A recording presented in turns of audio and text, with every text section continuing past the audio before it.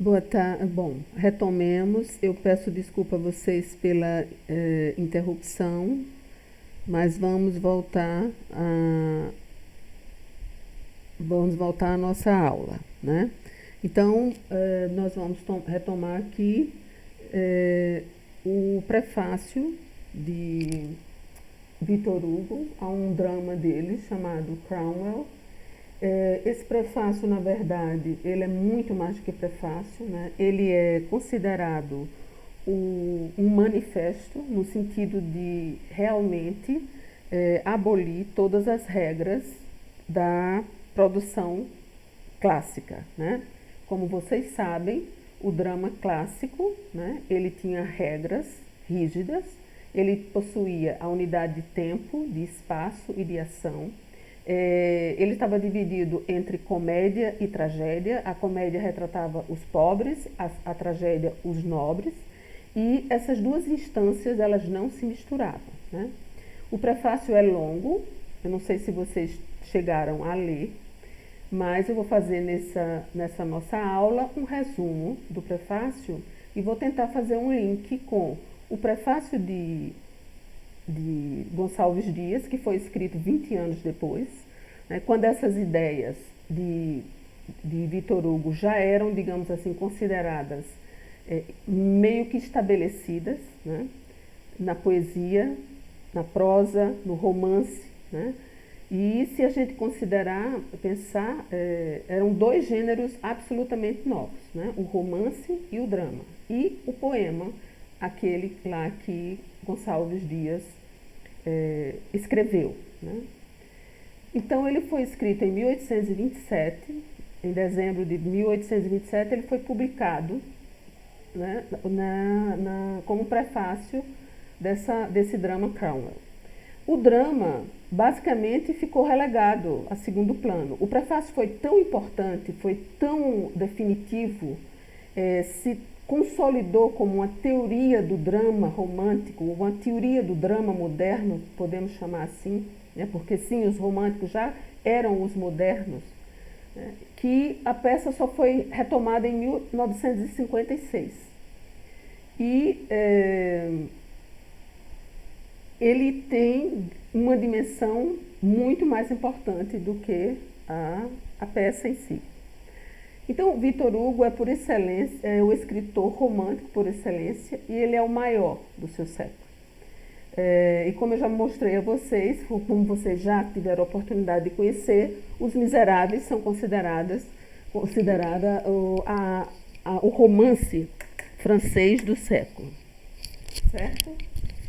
Bom, então, de que trata esse prefácio? Na verdade, algumas das questões que esse prefácio traz, eles já vinham sendo diluídos. Por exemplo, os alemães, eles foram os primeiros a teorizar sobre esse espírito novo, né? Esse espírito da subjetividade, esse espírito da comunhão do sujeito com a natureza, essa necessidade de romper com as tradições greco-latinas, né? Com as tradições clássicas da literatura, né? Que à época também era um conceito que já começava a se estabelecer, certo?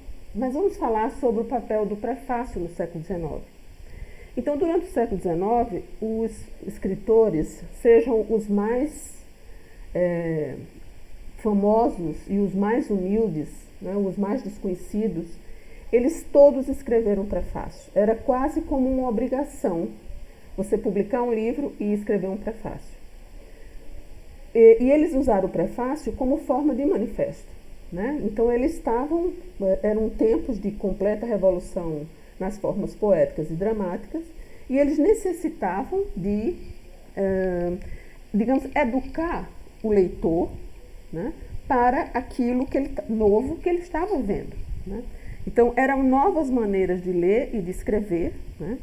E eles precisavam sim ler e escrever, aprender a ler e escrever, né? E dois desses gêneros causavam grande desconfiança, né? Que era o drama e o romance. É por isso que você tem, né, em todos esses escritos, você tem sempre um prefácio, né, que pode ser compreendido como um manifesto. Eu aconselho, por exemplo, a vocês que leiam o prefácio de Suspiros Poéticos e Saudades, que é a obra considerada pela historiografia brasileira como a que introduz o romantismo no Brasil. Eu aconselho que vocês leiam aquele prefácio, porque ele é o manifesto dos românticos brasileiros, né? Ele é um manifesto da poesia romântica no Brasil. Muito embora Gonçalves de Magalhães não faça uma poesia moderna, muito embora Gonçalves de Magalhães ainda mantenha uma forma de escrever muito ligada à tradição poética, né? Ele pretende ser um poeta romântico. Ele pretende escrever com a alma. Ele pretende escrever em comunhão com a natureza, né? Então, eu aconselho vocês a fazer a leitura desse prefácio. Cromwell foi um herói inglês, né? Ele era republicano, já começa daí essa questão, né? Ele lutou contra o rei James I, né? O rei Carlos I, né? E participou, se tornou um líder no parlamento, né? E ele é, digamos assim, o grande responsável pela Revolução Inglesa, né? Então vejam bem que Victor Hugo escolhe não o rei, né? O que seria normal de uma tragédia, por exemplo. Ele vai escolher, digamos assim, um sujeito que, a despeito da sua posição social, ele era republicano, ele não era monarquista, né? Então ele já vai de encontro aos aspectos mais tradicionais da tragédia, né? Ele não trabalha com reis, ele vai trabalhar com um homem comum, né? Embora seja um homem nobre, um homem do parlamento inglês, mas ele era um republicano, né? Então ele já era um revolucionário, assim como o drama também era revolucionário. Então, quando Carlos I não quis tomar o parlamento, né, e quando ele perdeu todo o controle, né, teve início a Guerra Civil, que chama a Revolução Inglesa, né, que durou de 1642 a 1645. E dessa revolução, né, surgiu esse herói chamado Oliver Cromwell, que veio depois, né, ele virou um ditador, né? Então, também houve a decapitação de Carlos I, né, e ele instalou a República rapidamente na Inglaterra, né, e se transformou num ditador, né? E passou esse título para o seu filho, né, que não deu vazão. Mas o que é importante nisso? Porque ele eliminou todas as estruturas feudais, né? Ele confiscou a terra dos partidários do rei e da igreja anglicana e as vendeu aos produtores rurais. Ele legalizou a propriedade das terras, né, e o cercamento dos campos para produzir para o mercado.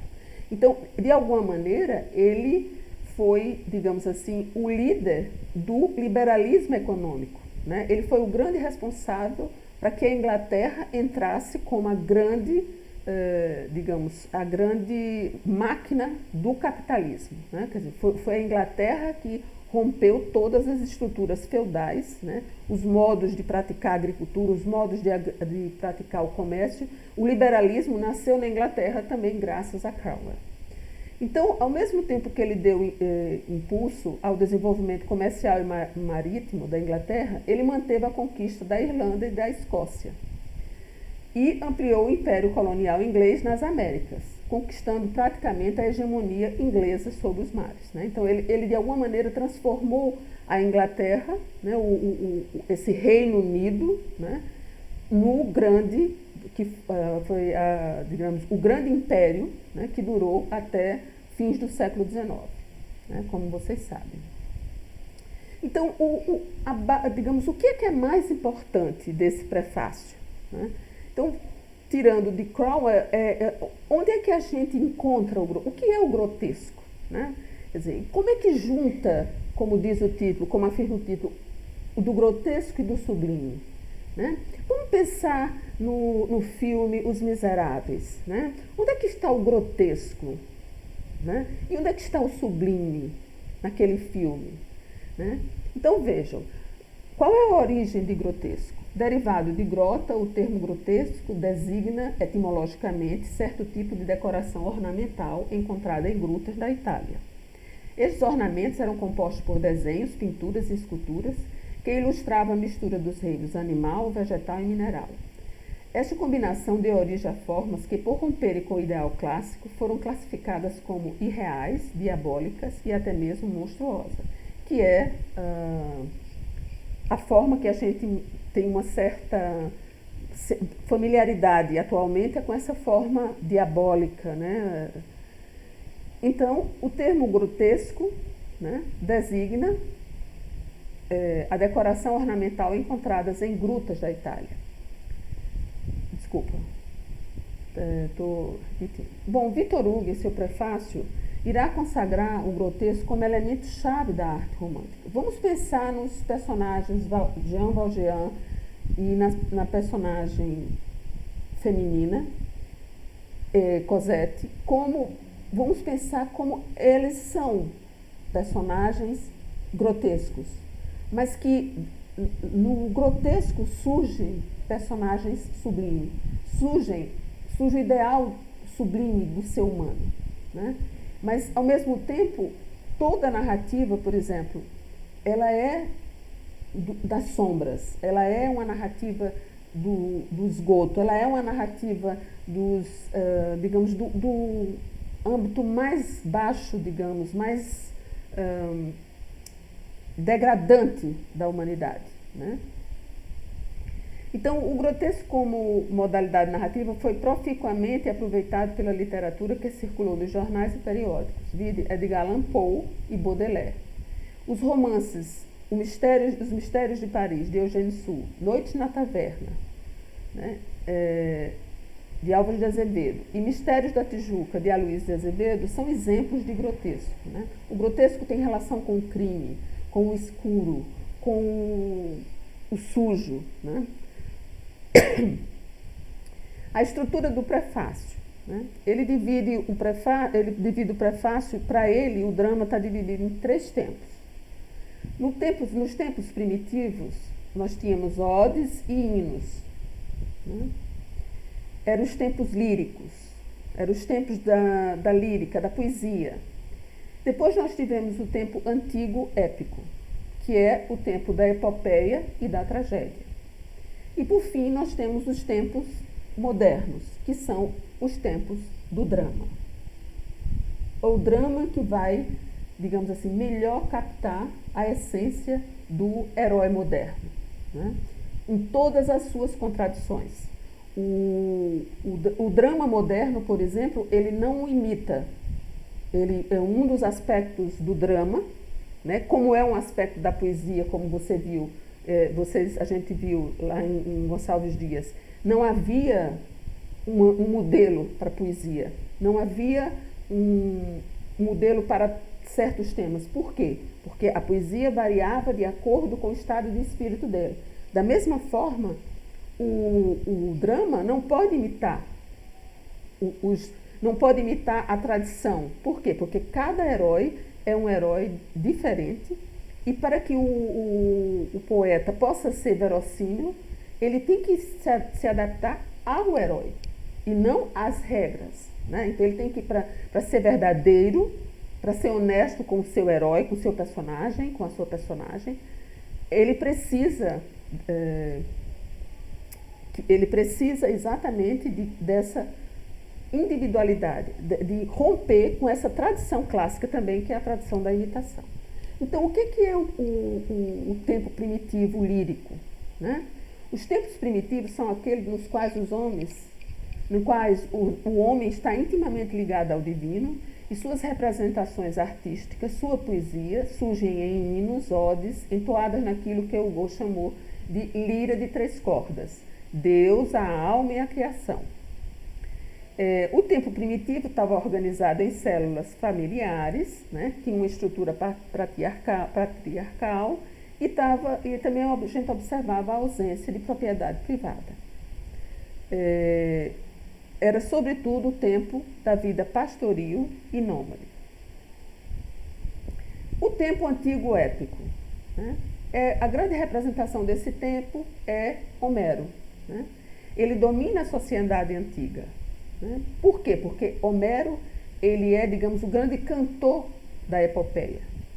Nessa sociedade, tudo é simples, tudo é épico. A poesia é religião, a religião é lei. A sociedade era teocrática e havia um sentimento de pátria, de povo, de etnia, né? Porque o épico é exatamente, o herói épico, ele é o herói de um povo, né? Vasco da Gama é o herói do povo português, né? Bom, então no tempo épico tinha o culto dos mortos, a valorização de tradições, né? Elas eram feitas, essas tradições tinham uma relação com o nome do rei, né? E a história conta os grandes feitos dos heróis, né? Esses heróis, eles eram inquebrantáveis, eles eram heróis que eram alçados, tinham sua vida respaldada pelo destino, por exemplo, né? Vamos pensar em Édipo, né? É como se não houvesse uma saída para o herói, ele tinha que cumprir aquela missão, né? Designada pelo destino, pelos deuses, etc. Mas é sobretudo na tragédia antiga que a epopeia sobressai por toda parte. Ela sobe ao palco grego sem nada perder, de alguma forma, de suas proporções gigantescas e desmedidas. Suas personagens são ainda heróis, semideuses e deuses. Suas molas, sonhos, oráculos, fatalidades. Seus quadros, enumerações, funerais, combates. Então, se vocês observarem, ele vai mostrar que havia quase uma sequência, né, de ações. Toda vez que eu fazia uma tragédia, eu fazia exatamente a mesma coisa, né? Eu falava de heróis, de semideuses, de deuses, e aí vinha o que desencadeou aquela ação trágica. Aí vem aquela ação, né? aquele pontapé da ação trágica, aí tem toda uma sequência que era, digamos assim, um pouco óbvia no seu desenrolar. Então, ele faz a seguinte crítica: a tragédia não faz senão repetir a epopeia. Todos os trágicos antigos retalham Homero. As mesmas fábulas, as mesmas catástrofes, os mesmos heróis. Todos vão buscar inspiração no rio homérico. É sempre a Ilíada e a Odisseia. Os heróis de Homero são quase do mesmo tamanho que seus deuses. Ajax desafia Júpiter. Aquiles vale tanto quanto Marte. Então, ele está falando, digamos assim, de um modelo extremamente rígido, né, pouco original, que não oferece uma variedade que dê conta da complexidade do ser humano. Né? E vamos pensar nos heróis dos miseráveis, nos seres humanos mais simples, né? Nos seres humanos mais pobres, né? Nos seres humanos que não estão nesse patamar. Mesmo quando ele traz à baila um personagem, por exemplo, grandioso como Cromwell, ele o traz na sua perspectiva de erro. Ele o traz na sua perspectiva de ter rompido com certos estereótipos.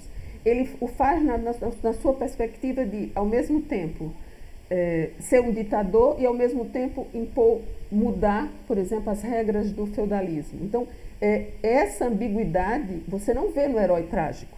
No herói trágico, ele é sempre uno, ele é pouco complexo. O que a gente tem no tempo moderno? Né? Nós temos, segundo Victor Hugo, né, a ruptura dos costumes, o fim das tradições morais e religiosas. Né? Lembremos que ele está falando em 1827, né, já havia havido a Revolução Francesa, né? Já tinha havido o triunfo da razão, porque substituição de Deus pela ciência, porque eu não sei se vocês sabem, mas essa noção científica que a gente tem de tradição de biologia, de ciência, isso começou a prevalecer em fins do século XVIII com o iluminismo, né? Antes disso, Deus era o criador do universo, né? E toda a representação da natureza, ela era uma representação que falava da capacidade de Deus criar, né? A gente está vendo, em pleno século XXI, a gente está vendo esse retorno, né, desse pensamento medieval, né, que colocava Deus em todas as coisas da natureza, né? Havia uma hierarquia, por exemplo, vou dar um exemplo simples, se você pensar nas plantas, né? As plantas eram, segundo os princípios teocêntricos, né, que eles não acabaram com a Idade Média, né? Esse também é um problema na história, dizer que o teocentrismo acabou com a Idade Média. Não acabou, né? Então, eles começaram a perceber que aquela hierarquia da planta menor para a planta maior, ela não era uma hierarquia divina, ela era uma hierarquia da biologia, né? Algumas questões não eram um processo de Deus, era um processo da química ou da física, né? Então, ele também está, digamos assim, permeado por essas revoluções, né? A gente não pode esquecer, por exemplo, da Revolução Industrial que aconteceu na Inglaterra, né? Da Revolução Francesa, né? Dessas transformações, né? Da libertação dos Estados Unidos, né? Uma colônia que se rebela contra o maior império do mundo, que naquela época era a Inglaterra. E a outra questão fundamental, que é a do cristianismo, porque no âmbito da discussão desses autores todos, o que está valendo é exatamente o cristianismo, ou o deísmo, né? Esses escritores todos tinham uma aversão enorme pela Igreja Católica, pela instituição religiosa. Eles eram cristãos, eles eram deístas, né? Acreditavam em Deus só, ou acreditavam no cristianismo só. Eles não tinham nenhuma relação com a instituição religiosa. Então, isso é muito importante a gente pensar. Quando a gente pensa cristianismo e religiosidade no romantismo, a gente está pensando em formas não institucionais de traduzir ou de representar a fé. Então, veja aqui, esta religião é completa porque é verdadeira. Ele está falando do cristianismo. Ensina ao homem que ele tem duas vidas e que deve viver, uma passageira, a outra imortal, uma da terra, a outra do céu. Mostra-lhe que ele é duplo como seu destino, que há nele um animal e inteligência, uma alma e um corpo. Ele é um ponto de intersecção, o anel comum das duas cadeias de seres que abraçam a criação, partindo da pedra para chegar ao homem, partindo do homem para acabar em Deus, né? Então vejam como há uma certa mística, uma certa mítica nessa concepção de religião, né? Ela é muito mais do que a religião católica, ou a religião protestante, ou a religião judaica, né? E como é que vem esse grotesco como categoria estética, né? Porque é outra coisa que vocês precisam saber, é que a estética, ela é algo também de fim do século XVIII, né? A estética, ela foi formulada primeiramente por Hegel, né? E ela tem essa concepção que a gente hoje sabe, a arte como uma estética, né?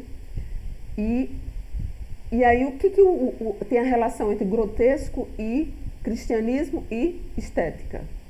O cristianismo conduz a poesia à verdade. Como ele, a musa moderna verá as coisas com um olhar mais elevado e amplo. Sentirá que tudo na criação não é humanamente belo, que o feio existe ao lado do belo, o disforme perto do gracioso, o grotesco no reverso do sublime, o mal com o bem, a sombra com a luz. Vocês estão lembrando dos Miseráveis? Vocês estão lembrando dos seus personagens, da vida deles, da história deles? Ao lado de uma prostituta tem uma mãe devotada, né? Ao lado de um ladrão tem um homem leal, amoroso, honesto, né? Decente. Então, isso é grotesco e do sublime. Ao lado da miséria, né, tem seres humanos nobres, né? Então, o grotesco está no reverso do sublime, né? Perguntar-se-á se a razão estreita e relativa do artista deve ter ganho de causa sobre a razão infinita, absoluta do Criador. Se cabe ao homem retificar Deus. Se uma natureza mutilada será mais bela. Se a arte possui o direito de desdobrar, por assim dizer, o homem, a vida, a criação. Se cada coisa andará melhor quando lhe for tirado o músculo e a mola. Se, enfim, o meio de ser harmonioso é ser incompleto. Veja que, quando eu estou lendo isso, eu estou me lembrando de outro livro fundamental, que é o Corcunda de Notre Dame. Quer dizer, o Corcunda de Notre Dame é uma abominação, é o grotesco. Né? Mas ali é a arte representando a vida. Né? É a arte representando o que é do humano. É a arte representando a criação de Deus. Porque se a gente pensar que o Corcunda é uma criação divina, a arte é uma representação dessa criação divina. Certo? E o que é mais interessante? Né? Se a gente pensar, por exemplo, nos Miseráveis, né? Como a beleza daquela obra, né? Daquele filme, que vocês assistiram o filme, vocês não leram o livro, vem exatamente da incompletude dos seres humanos, vem exatamente da natureza humana, né? da mortalidade humana. Né? Então, é da fecunda união do tipo grotesco como tipo sublime que nasce o gênio moderno, tão complexo, tão variado nas suas formas, tão inesgotável nas suas criações, e nisto, bem oposto à uniforme simplicidade do gênio antigo. O aspecto disforme dos tritões, sátiros, cíclopes, fúrias, parcas, arpias, mascarado pelo véu de grandeza e de divindade. E o grotesco moderno? Né? Como é que se forja esse grotesco moderno? Junto do sublime, como meio de contraste, o grotesco é, segundo nossa opinião, a mais rica fonte que a natureza pode abrir à arte. Por quê? Porque o grotesco é o humano. Né? O humano é o grotesco. Por isso que ela é a mais rica fonte. Né? Isso é que é o mais importante. Então, o que chamamos o feio, ao contrário, é um pormenor. Né? O que chamamos o feio, ao contrário, é um pormenor de um grande conjunto que nos escapa e que se harmoniza, não com o homem, mas com toda a criação. Aquilo que eu falei para vocês. Né? Quer dizer, o mais feio da natureza humana é divino. É fruto da criação divina. Né? Então, aqui nós temos as 3 divisões, né, que ele faz. Então, nos tempos primitivos, nós temos o lírico, a ode, o hino. Ele canta a eternidade, tem uma certa ingenuidade. Os personagens são religiosos, né? Caim, Adão, Noé. A Bíblia é, digamos, a fonte principal. Nos tempos antigos, nós temos o épico, a epopeia e a tragédia. Ele soleniza a história, a simplicidade no sentido de que não tem complexidade, né? Como ele falou anteriormente, como a gente viu anteriormente, havia uma certa monotonia, né? Um certo roteiro prévio da existência humana, por isso que era simples. E os personagens são grandes heróis, né? Aquiles, Atreu, Orestes, né? Ele vive do grandioso. E a fonte é, sobretudo, o Homero, né? E no tempo moderno, a gente tem o dramático. O dramático é exatamente isso, né? O dramático é a mistura, né? É a união dessas dois modelos de teatro, o drama e a comédia, né? Então, não haverá mais distinção entre nobre e plebeu, né? Entre Deus e humano, não, né? No drama romântico, no tempo moderno, essas duas instâncias elas se juntam. E aí, o que a gente tem? Por isso que algumas pessoas dizem que o realismo surgiu com os românticos, né? O realismo surgiu exatamente dessa capacidade romântica de tematizar, dramatizar a verdade humana, né? Por quê? Porque os personagens são os homens, né? E o drama é do real, né? A principal fonte, por exemplo, é Shakespeare, né? Que já tem personagens, embora fale sempre de nobres, de pessoas da realeza, mas os personagens de Shakespeare são todos faltosos, né? São todos incompletos, né? São todos com falhas muito reais, né? Por isso que ele chama de o drama do real, né? Porque são personagens reais, digamos, e são traduzidos por Shakespeare de forma real, né? O Iago ciumento, né? O Otelo ciumento, né? O Otelo que mata a mulher que ama porque morre de ciúme. Então, isso é o drama do real, né? É o que acontece. Bom, então, essas são as nossas... eu espero que vocês tenham compreendido digamos, a importância desse prefácio para a história da literatura, não só da França, mas do mundo todo, né? A importância do prefácio como um manifesto dos românticos, né? Então, assim, existe uma concepção falsa de que só os manifestos modernistas têm esse caráter de manifesto, ou eles seriam os primeiros manifestos da história da literatura. Não é verdade. Os românticos tinham também seus manifestos e eles eram, sobretudo, feitos a partir de prólogo. Também é muito importante que vocês tenham compreendido, digamos assim, a grande revolução que foi a Revolução Romântica, né? E o quão revolucionário foi essa ruptura com a tradição greco-latina, né? Então, eu espero que vocês tenham gostado.